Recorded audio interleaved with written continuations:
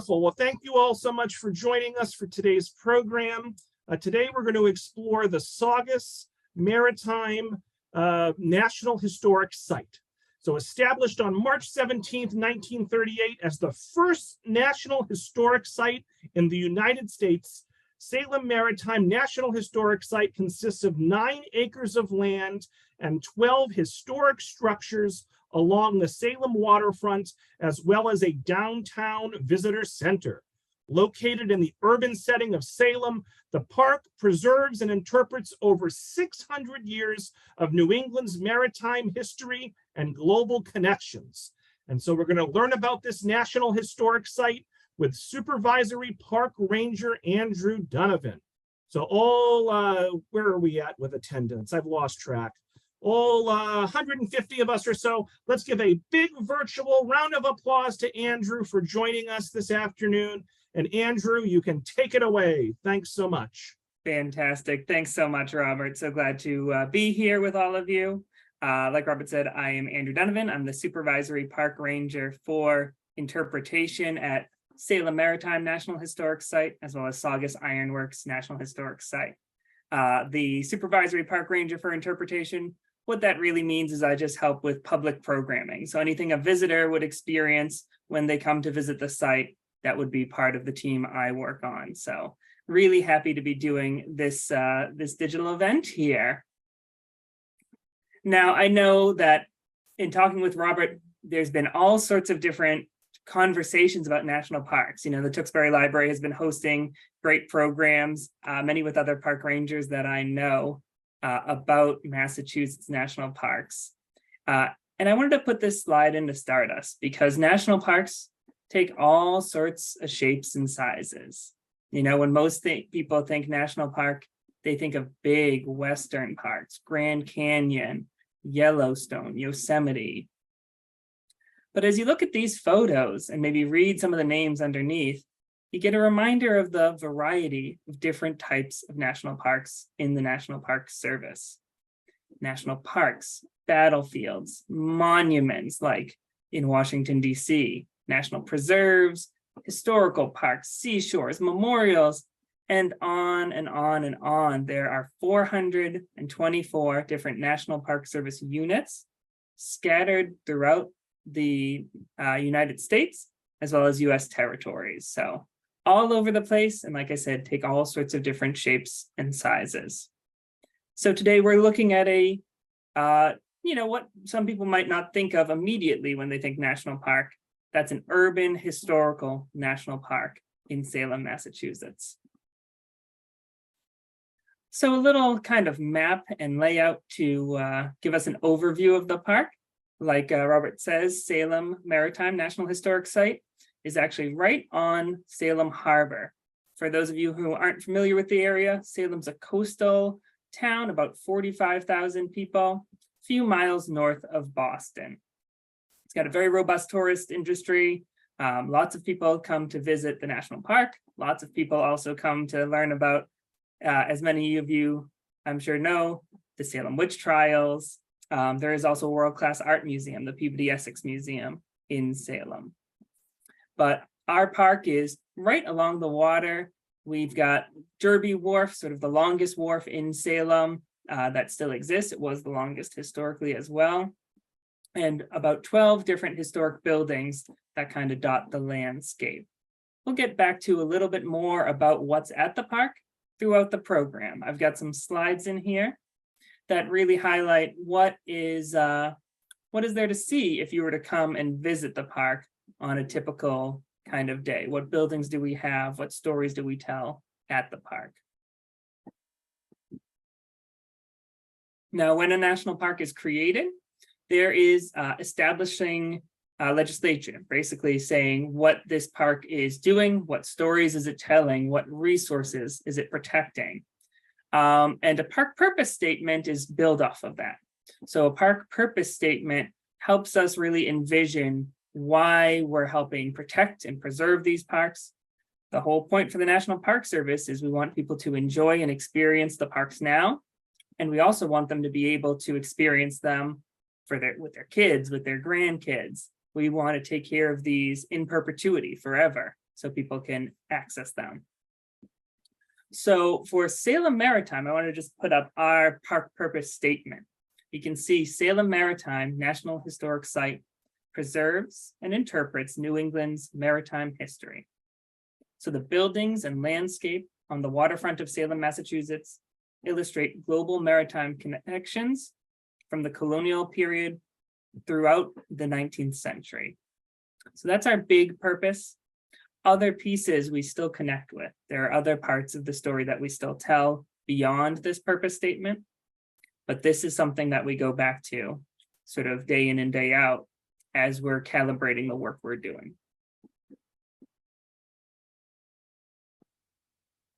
Now, as we sort of start this conversation, we start before colonial settlement, though.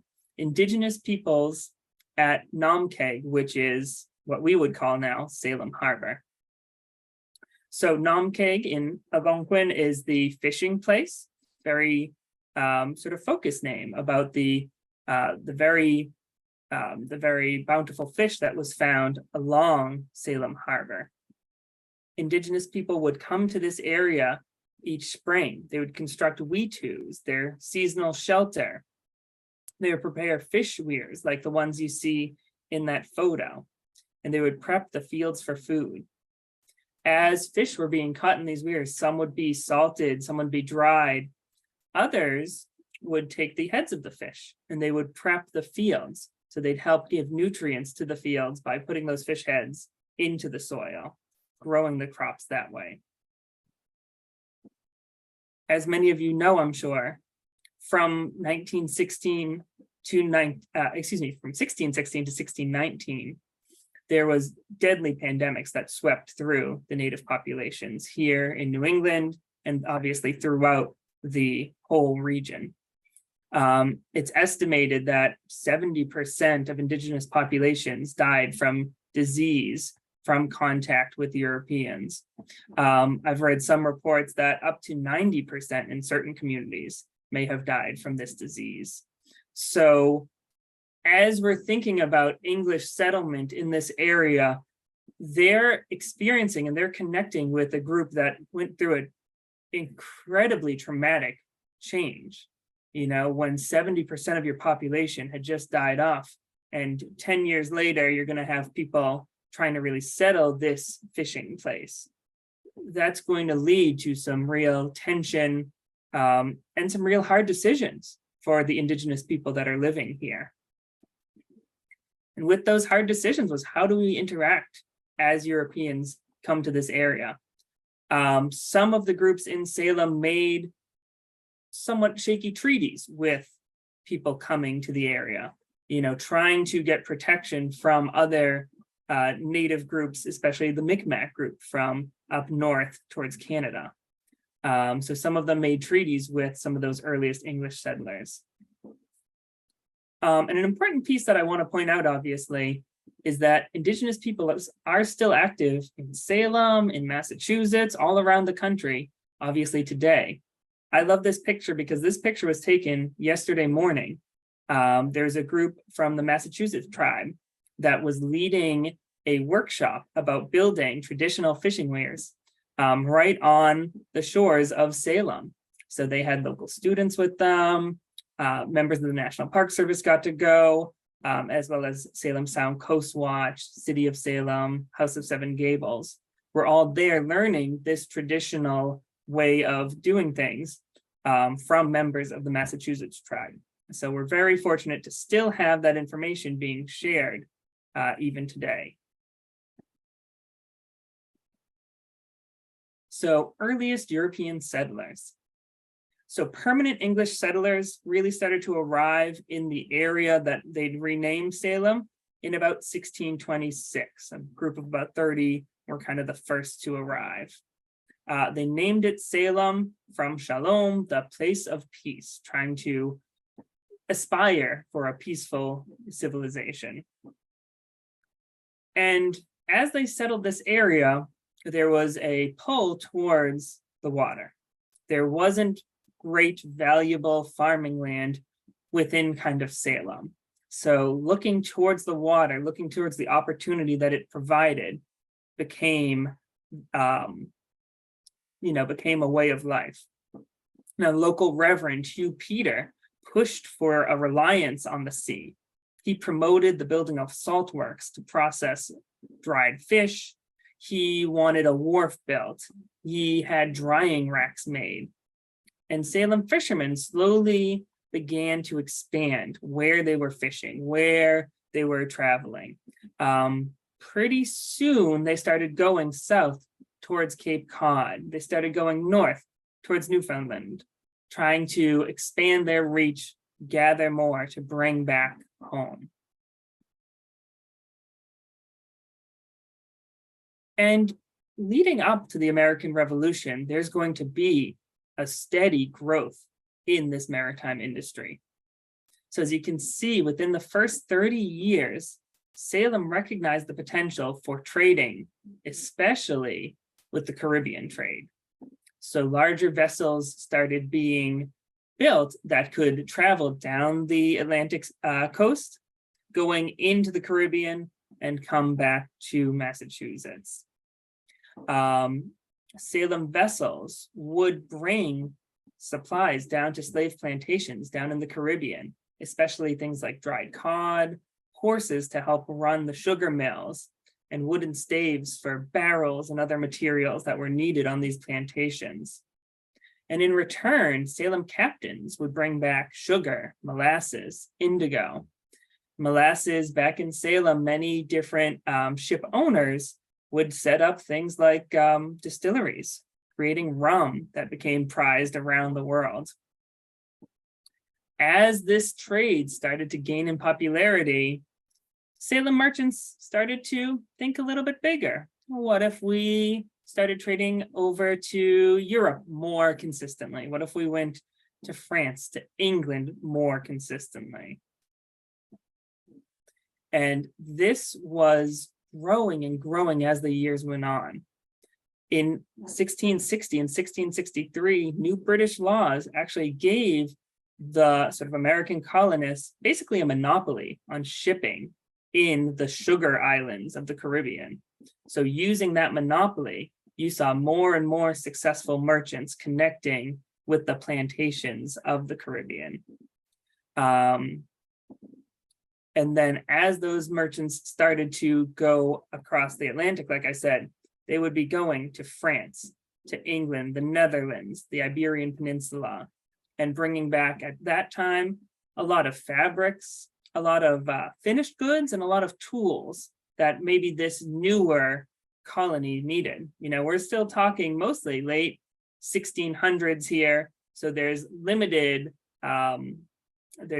industry still in the New England area.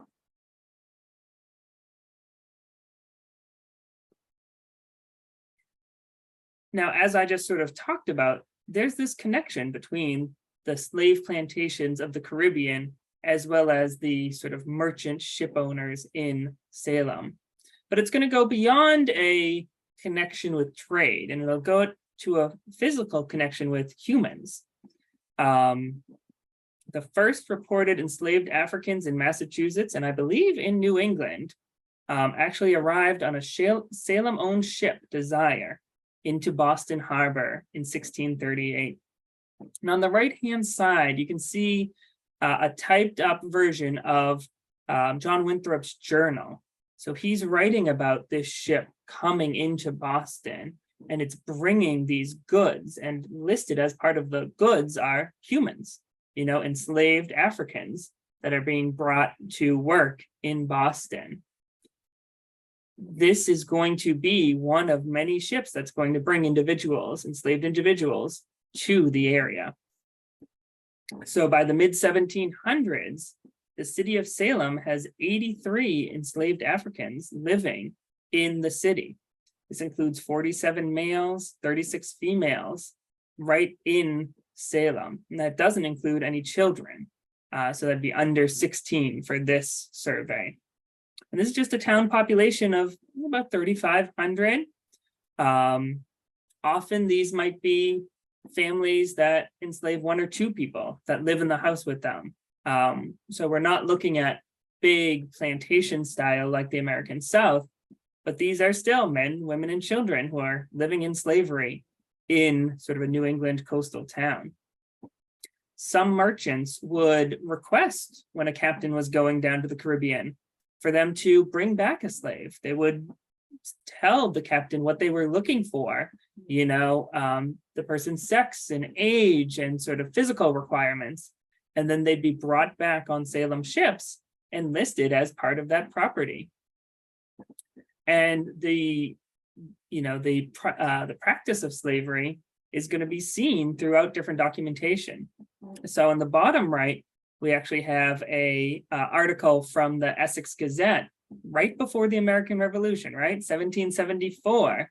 This is Richard Derby. Now, Derby's a name we're going to hear a lot during this presentation. The Derbys are very powerful family in Salem. They're especially well established leading up to the Revolution and then through the early 1800s.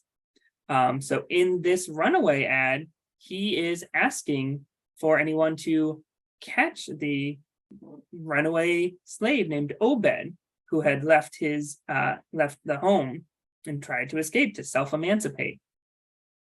We know from other resources that Richard Derby enslaved at least 6 individuals during his lifetime.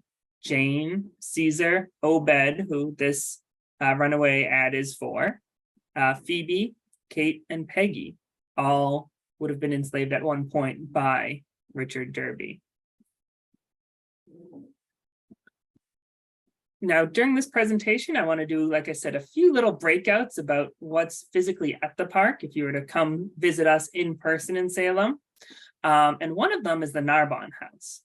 And the Narbonne House I put here because it's actually one of the oldest properties at the park. It's a 1675 home. And it's actually one of the America's few surviving middle-class homes from the 17th century. So this would have been not a spot for a rich captain or merchant to live. This is originally built by a butcher and then later owned and expanded on by a whole host of working class, kind of middle class individuals. Weavers, shoremen, tanners, sailors had all lived at this house at one point or another. One thing that's kind of miraculous is the building was actually owned continuously by one family. We can map it all out from 1780 to 1963. And it was only in 1963 that the building was then handed over to the National Park Service. We took ownership of the building then. And one of the first things that the National Park Service did was it did an archaeological investigation into the back of this house. So the back of the house would have had all sorts of great pieces to explore if you're an archaeologist. It would have privies or outhouses. It had trash heaps. It had all these different places that you might find artifacts. And that's what happened.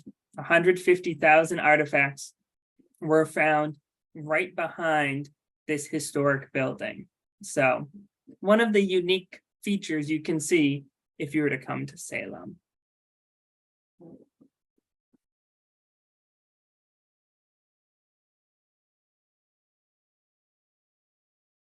Now, I had mentioned there a little bit, starting to, creep into the 1700s. And throughout this time, the late 1600s, early mid 1700s, the merchants and the sailors in Salem are going to really get caught up in a lot of international changes. During this time, Massachusetts is part of the English colonies. And because of that, any English war is America's war. Any English dispute, feeds into what might be faced by the colonists here in Salem. So things like the French and Indian Wars made a huge impact on Salem. So during the French and Indian Wars, Salem's fishing and travel fleets, shipping fleets, were basically free picking for French and French Canadian fleets. They were often targeted by those French Canadian vessels. So some Salem merchants went so far as to investing in an armed cruiser to help actually travel with their fleet of boats to protect them from the French. But even with all that effort to protect the fleet, by 1693, so early on in this early French and Indian Wars, Salem's fleet was reduced from 60 vessels down to just 15. So there was a lot of sort of talk and concern about what was happening globally here in Salem, right? That they were being drawn into English, British challenges and wars that maybe they didn't want to fight, that were interrupting the good trade that was happening for Salem merchants. As time went on, new laws forced the local merchants to stop trading at French ports in the Caribbean or Spanish ports, and to focus more on British ports only. That didn't sit very well with a lot of the local merchants. They wanted that flexibility to go from port to port to get the best deal that they could, and instead they're being told, no, you're only going to British ports.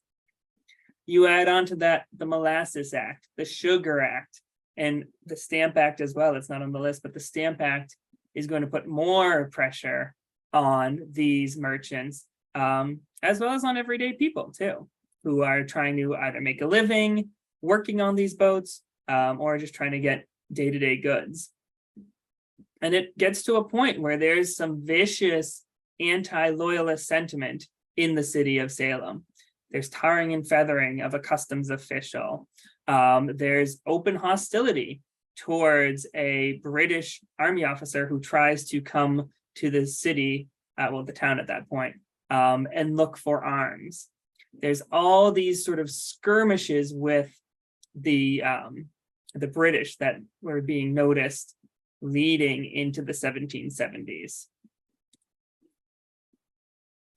And one of the leading people for that was Elias Haskett Derby. So this is another property that's owned by the National Park Service. It's actually Elias Haskett Derby's house on Derby Street.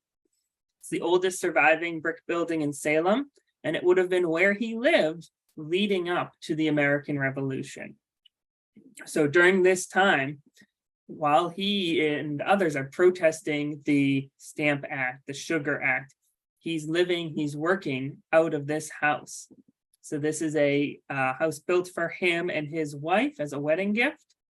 It's going to be the home for them and their 7 children for years. It's also home to at least 2 enslaved individuals, including a man named Isaac.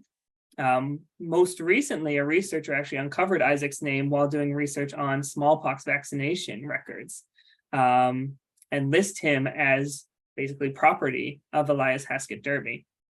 Now, Derby is all in on the American Revolution, right?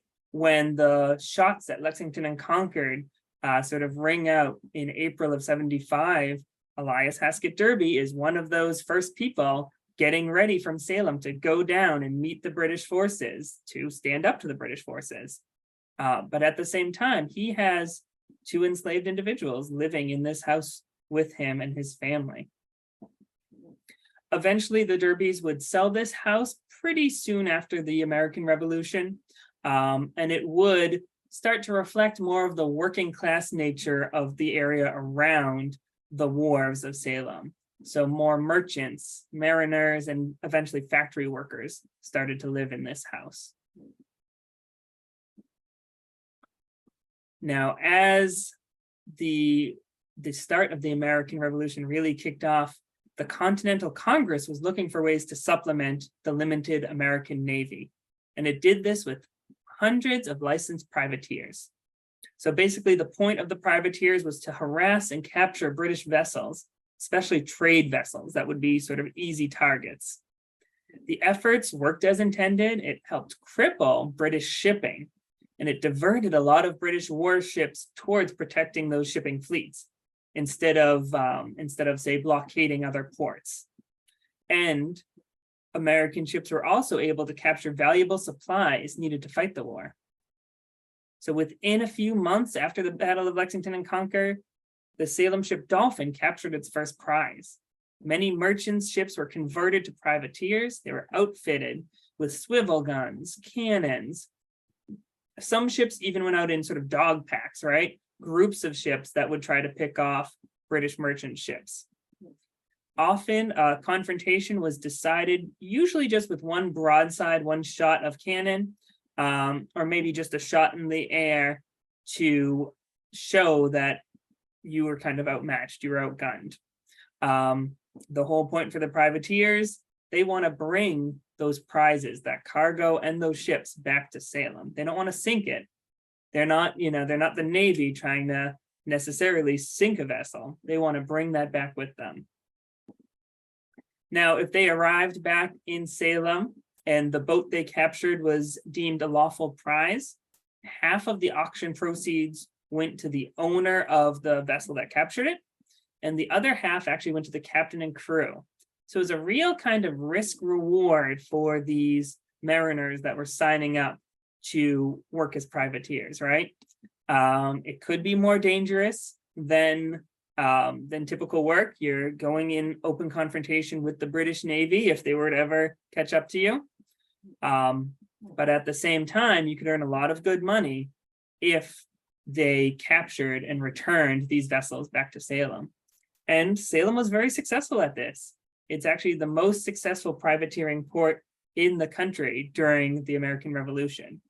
So 158 Salem vessels took actually 445 British vessels as lawful prizes during the war. As we're looking to commemorate and reflect on the 1776 250th anniversary coming up in a few years, sort of privateering is one spot that we at Salem want to highlight as a unique piece of the American Revolution that doesn't necessarily get highlighted very often. Now we're at an interesting point in the country's life and in the city's life, right? The American Revolution's over. The Americans won, obviously. What is the new world look like for merchants that at one time relied on the British Navy for protection, that relied on British ports down in the Caribbean for resources? What does that look like for the city of Salem? And many merchants, a lot bolstered by some of the prizes and the money that they earned during the American Revolution, started to think a little bit bigger than the Atlantic coast or sailing to Europe. They wanted to send ships to Africa, South America, Baltic Sea, and Salem would really eventually be known for the trade in Asia. And I put this map in here just for kind of a pause for 1 second as we think about different resources that we get access to, right? This is a map of the origins or primary regions of different agricultural crops. This isn't necessarily the only place these crops grow, but a lot of places that are known for them or where they come from. When we think about some of the things we have every day, get a glass of coffee, put some vanilla in it, you start to imagine this interconnected world that we live in, right? I'm sure I don't have to tell you all as you think about what you interact with each day. Where is your car made? What clothes are you wearing?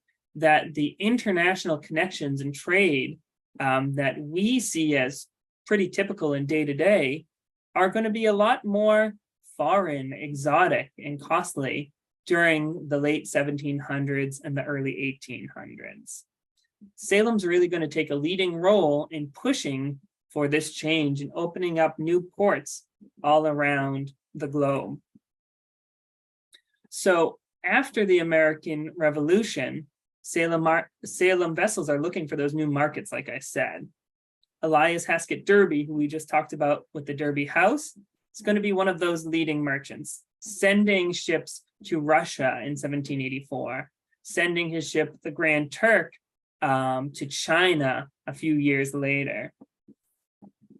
And as time goes on, by 1807, Salem's fleet's going to reach about 200 vessels, so 200 different vessels.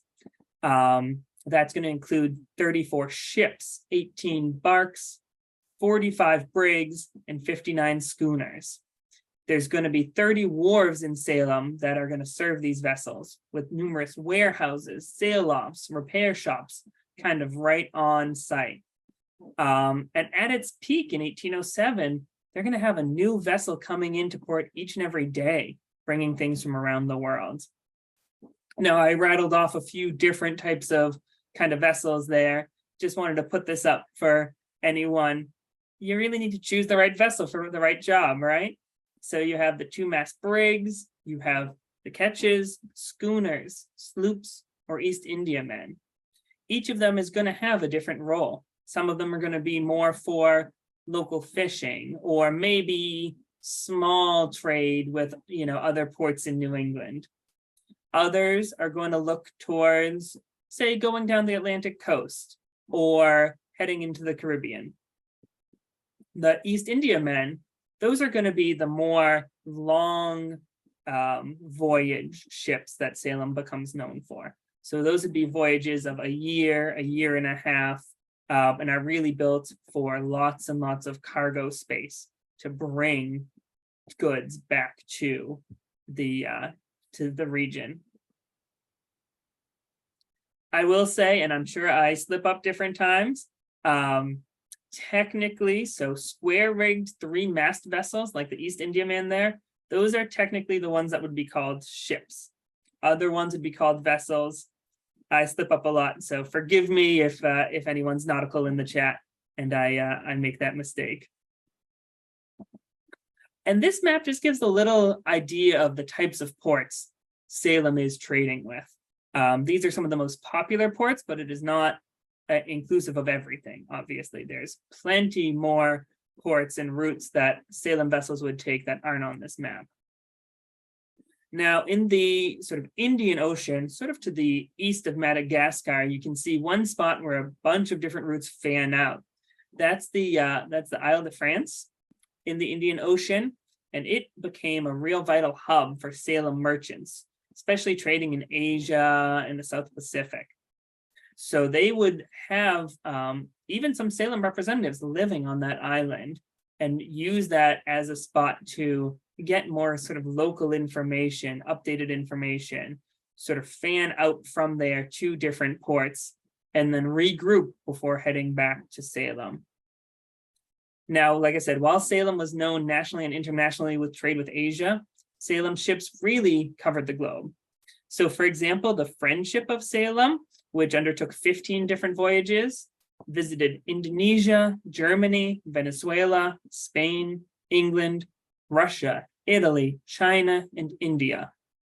So all of those give just a little sense of the variety of places even the same ship might go on different voyages. So crew aboard a trading ship.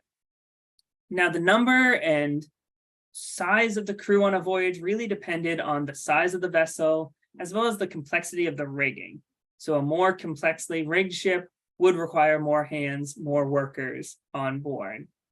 For this example, we're really going to focus on those long-range sort of East Indiaman trading ships, like the Friendship of Salem, and they would have a typical crew size of about 15 to 20 men. The larger the crew, the more likely there are going to be specialized jobs on the crew as well. So sailors or seamen are going to be the main work crew on the voyage.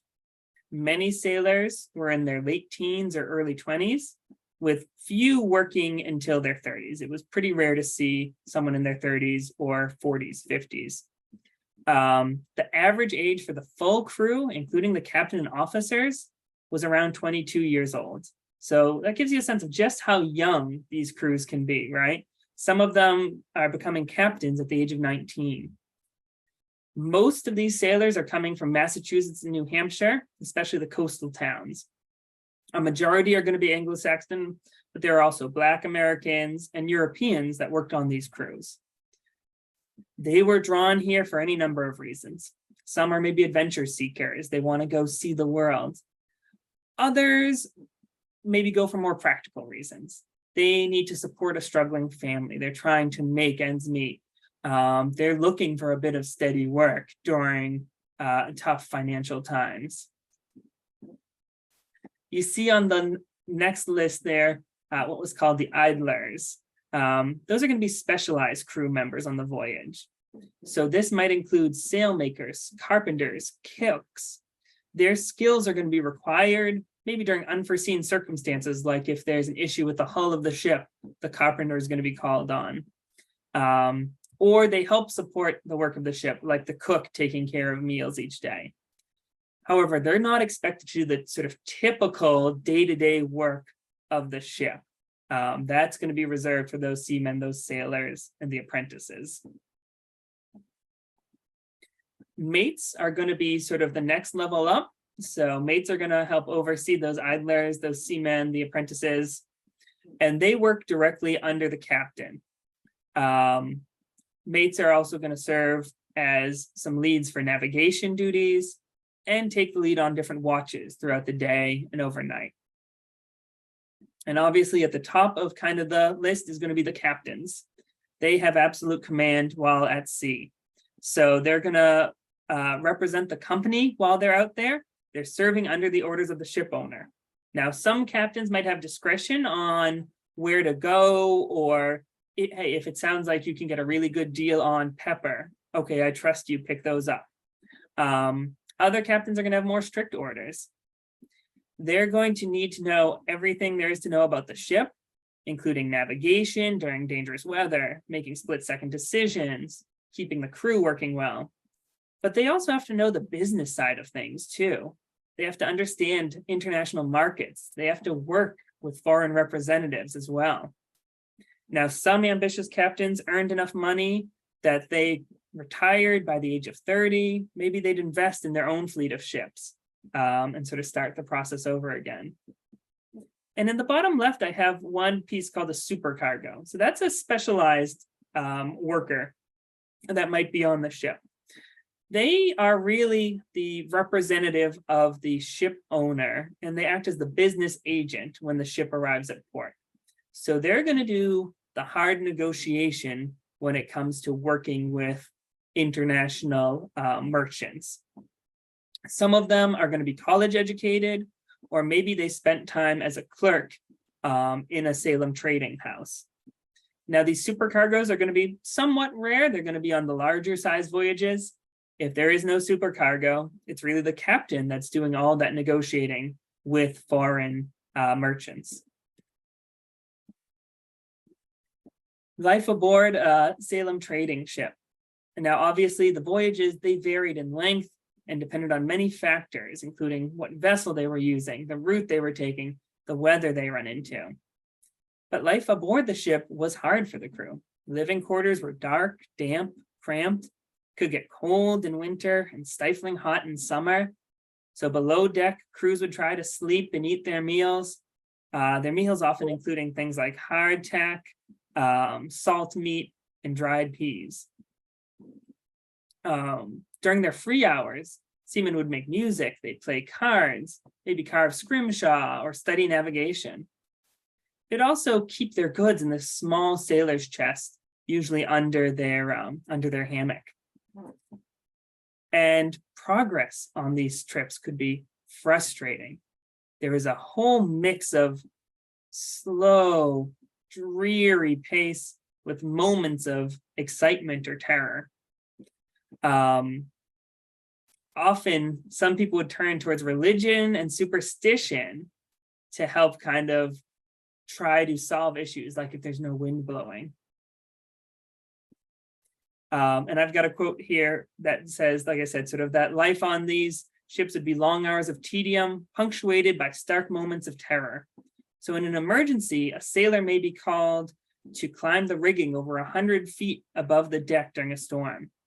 While working the rigging and the sails, sailors often try to remember one hand for the ship to do your work, one hand for yourself to protect yourself.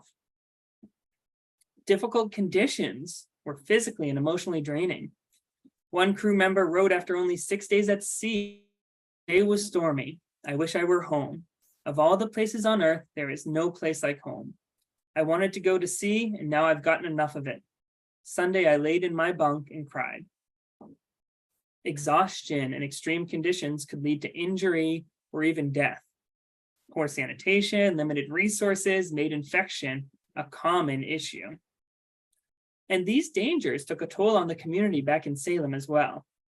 So, for example, in 1783, in the city of Salem, which had less than 7,000 citizens, there were at least 400 widows, many from husbands who never returned from voyages.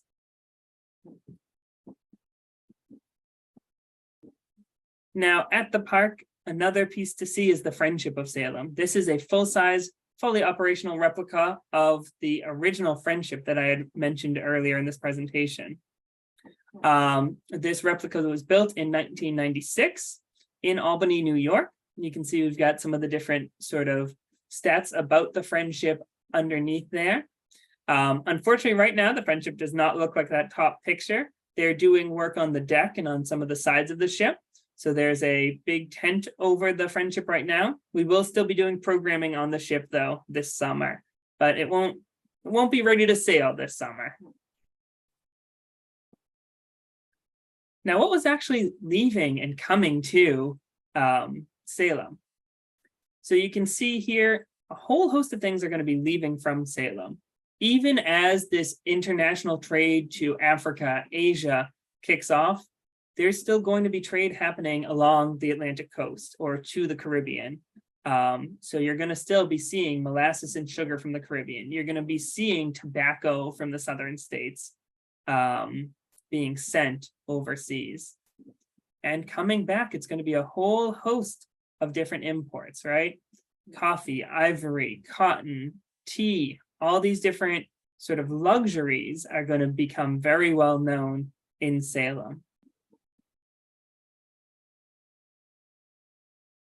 Just leave this picture up for a moment. I know it's not the clearest, but gives a little sort of cutaway of one of those international trading ships and a good sense of just how busy the ports would have been, right? Historically, you see all the other ships in the background. Behind this sort of tan house on the left, you can see them building a new ship, putting up basically the ribs of the ship to get it prepped. So this just gives a little illustration of the busy nature of the city. Now, at the park, another spot to visit is going to be the Custom House. We had talked a little bit earlier about the British being involved, but this is going to be the American government getting involved in shipping and in trade. So members of the Customs Service would work out of this custom house. That would include collectors, inspectors, naval officers, clerks. They would meet ships that were coming in from overseas. They would inspect the cargo and they'd look at the crew, making sure the crew's not bringing in any diseases. They would measure and collect duties based on what was being brought into the city. And this was real money and real important for the early American economy. Before 1913, customs duties were the main source funding the federal government. Most famous person to have worked in this building would have been Nathaniel Hawthorne. He served as the Port of Salem surveyor for about 3 years, 1846 to 1849. This building's undergoing some historic preservation today. So you can still see the building, but it looks a lot different, the exterior right now. They're preserving it to the historic look, but they're doing lots of great wood and brickwork on the building. And in the back of this building is actually the public stores. This is going to be a warehouse kind of operated by the government, a place where cargo is going to be kept until fees can be paid. And there's actually a practical side to this too. So Elias Haskett Derby, who we talked a lot about, is going to petition Congress to set up these public stores as a way to store things that he didn't need right off the bat. So in the 1790, when a big shipment of tea had arrived in China, he realized if he tried to sell all of that at once, the price is going to plummet because it's just going to flood the market. So instead, using these custom houses and other storehouses, they're going to be able to slowly sort of disperse the goods they're bringing from all over the world. Now, Salem's maritime industry was a sort of bright star in shipping from 1600s and especially from the American Revolution through the early 1800s. But changes in technology, in trade patterns, made it so Salem wasn't a practical shipping destination. Larger, deeper ports began to really cut into Salem's edge. As larger ships were built, you needed bigger ports. Salem Harbor is not very large and it's not very deep. Eventually, the port started to focus more and more on bringing in raw goods, things for the cotton mills and the leather factories that started to define Essex County in the mid and late 1800s. You can see the compare and contrast on those two images there. Top one is the 1890s wharf with still a little bit of life to it. The bottom one is the same wharf in 1940. Now, in the early 1930s, there's going to be an effort to preserve these stories. Local leaders are going to try to push for the creation of a new type of national sort of park unit to help tell the story. That's actually going to lead to Salem Maritime being the nation's first National Historic Site on March 17th, 1938.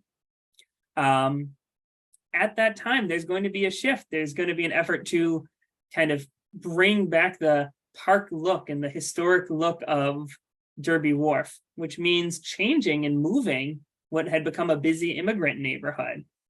The park nowadays is trying to still capture and tell those stories of people that lived and worked around the Derby Street neighborhood when the park came in the 1930s.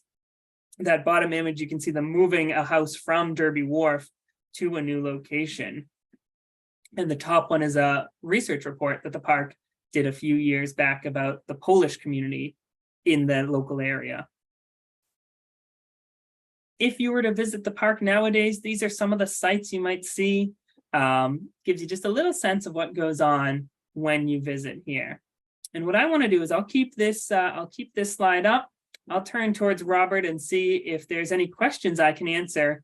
I know we've just got about 8 or 9 minutes left here. Great job, Andrew. Wonderful job. You covered so much in 35 or 40 minutes. That's wonderful.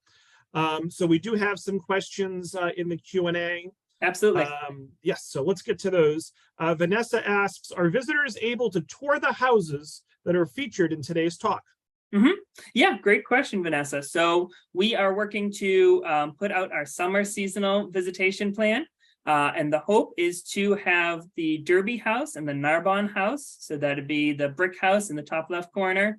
And then the Narbonne is that 1675 house.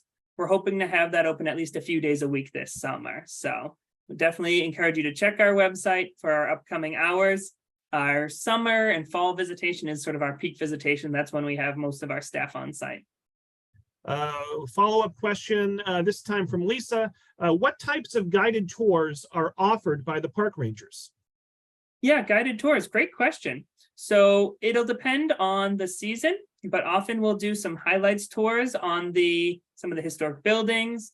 There is also a specialized slavery in Salem tour that's been designed by some of our education rangers that we're hoping to offer more frequently this summer. Linda asks, do you have a recommended itinerary for a visit? Oh, fantastic question, Linda. Yeah. I usually recommend people start their day at the Salem Maritime Visitor Center, which is 2 New Liberty Street. It's about a 5-10 minute walk from the harbor, and they would have the most up-to-date information about what's happening at the park. Our busiest days are Thursdays through Sundays. Mondays through Wednesdays, usually you're going to see less park staff around or less guided programs. If you do come on Monday to Wednesday, though, there is also a free National Park Service app with 2 audio tours that you can do yourself while you're down by the harbor. Gail says, thank you very much, Andrew. Thank you for caring for this beautiful and educational historic place. Let's see here. Let's jump into some specific questions. Gary wants to know, at the auctions, who bought the captured ships by privateers? Yeah, great question.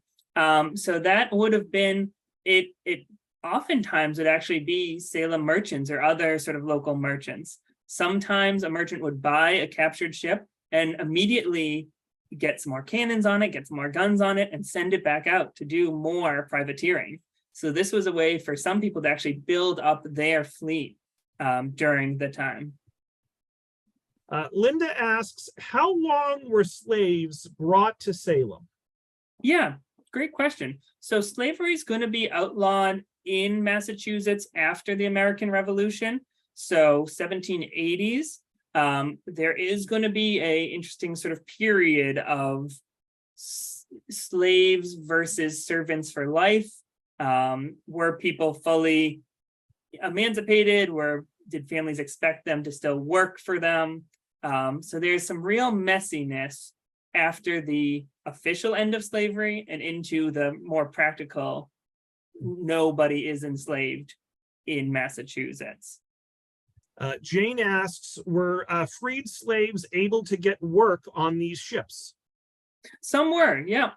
Some freed slaves were. Like I said, there were Black Americans that worked on these vessels. So definitely it was part of it. It could be seen throughout the city. Joyce asks, does the USS Constitution in Boston have any historical connection to Salem? Oh, that's a great question. Where the USS Constitution is going to come around and be built at a time when Salem's at its height. I don't know of any main connection right off the bat. I do know that we've worked closely with them in the past for programs, though, and there's a great crew with the Navy down there. Nancy would like to know, what house is the room in the, let me get this. Okay, Nancy's confusing me with commas. So I guess in this slide, pictured in the lower right, what is that room? Where is the home? Yeah, so that's the Derby House. So that's that brick sort of mansion house that Elias Heskett Derby owned, which is actually that brick house in the top left. So that's a site we're hoping to do tours of this summer. Patricia wants clarification. Were the ships actually built in Salem? It depended on the ship.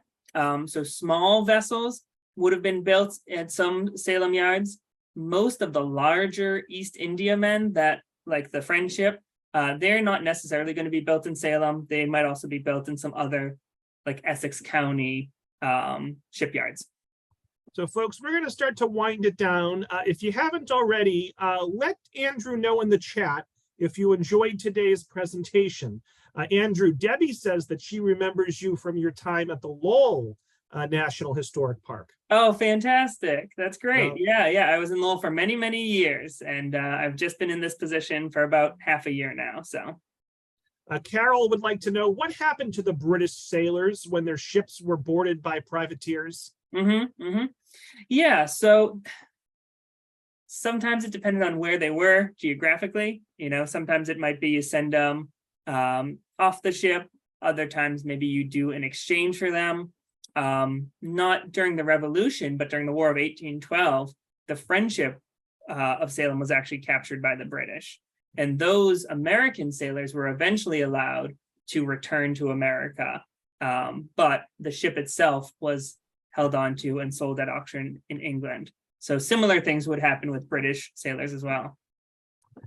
Scott says, good show. You know your stuff, Andrew. Back in the Native American Wars from 1630 to the end of the King Philip's War in 1780, was Salem ever attacked by the natives? So Salem, not specifically. There were other towns that were attacked, and there was a lot of sort of concern and feeling of threat from that. So Salem itself wasn't attacked, but other local towns were. So Andrew, we got about 30 thank yous and positive, lovely comments in the chat. I'm going to scroll up though. There was a question that I wanted to ask you. Yes. This was not a plant, I promise you. Okay, this is an actual question. Teresa says, thank you for bringing Salem's maritime history into my home. You were a great speaker. You weave a descriptive story of place and people throughout Salem's history. And Teresa would like to know, do you have another Zoom program scheduled? Oh, So what do we have coming up, Andrew? Oh, fantastic. Thank you. And thank you, Teresa. Funny you should mention it. I do have another program actually same time next week at Salem Maritime National Historic Site. We work with Saugus Ironworks National Historic Site as well. So I help supervise work at Saugus Ironworks, which is a historic ironworks from the 1640s. That would have made some of the earliest iron used in the sort of early colonies here. So if you're interested in industrial history, if you want to learn more human story about that work, I encourage you to join next week. So we're getting a double dose of Andrew. We'll see Andrew next week, a week from today. I think it's May 3rd, but don't quote me on that. Whatever next Wednesday is at 12 o'clock. And as Andrew says here, for folks, if you didn't get your question answered, or if you have additional questions or want to send any comments to Andrew, you can email him. I will put his email address in the follow-up email that I send all of you. Also sharing the website and the social media, the Facebook page there. Folks, so I am going to send you an email either later today or very likely tomorrow with a link to this recording, a link to a feedback survey, and information, registration information on our other upcoming national park programs, including the aforementioned one with Saugus next Wednesday. So look for that email either late tonight or first thing tomorrow. Andrew, any last words as we wrap up? Robert, I think you basically covered it. I'm just so fortunate to have everyone here today, and I really enjoyed my time. All right. Thanks so much, Andrew. We'll see you next week. And thank you, everyone. Have a great rest of your day. Sounds great. Thank you. Take care.